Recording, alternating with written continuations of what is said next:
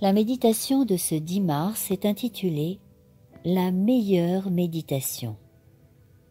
Voyez quel amour le Père nous a témoigné pour que nous soyons appelés enfants de Dieu. 1 Jean 3:1. Quel amour, quel merveilleux amour, que des pécheurs et des étrangers tels que nous puissent être ramenés à Dieu et adoptés dans sa famille. Nous pouvons l'appeler du doux nom de Père. Comparé à l'amour infini de Dieu, tout l'amour paternel que les hommes se sont manifestés de génération en génération, toutes les marques de tendresse qui ont fait vibrer leur âme, ne forment qu'un tout petit ruisseau devant un océan sans limite. La langue ne peut exprimer l'amour divin, ni la plume le décrire. Nous pouvons en faire le sujet de nos méditations tous les jours de notre vie. Nous pouvons sonder avec ardeur les Écritures, nous pouvons faire appel à toutes les facultés que Dieu nous a données sans arriver à comprendre l'amour compatissant de notre Père céleste qui livra son Fils à la mort pour le salut de l'humanité.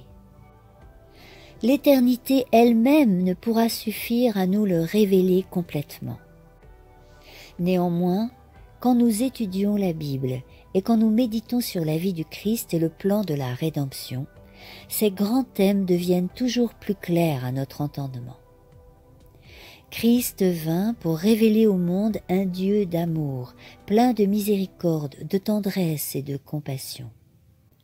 Il serait bon que chacun de nous passe 1 heure par jour à relire la vie du Christ, de la crèche à la croix.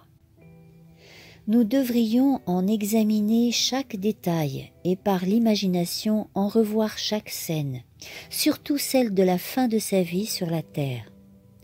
En relisant ses enseignements et le récit de ses souffrances, de son sacrifice infini pour nous racheter, nous fortifierons notre foi, nous vivifierons notre amour et nous comprendrons mieux l'esprit qui animait notre Rédempteur.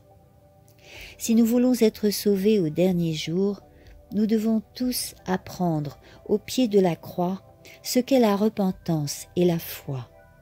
Le Christ a souffert l'humiliation afin de nous sauver de la disgrâce éternelle. Tout ce qui est généreux et noble chez l'homme provient de la contemplation du Christ sur la croix. Amen. Si tu as apprécié cette méditation, n'hésite pas à liker le petit pouce qui pointe vers le ciel et à partager.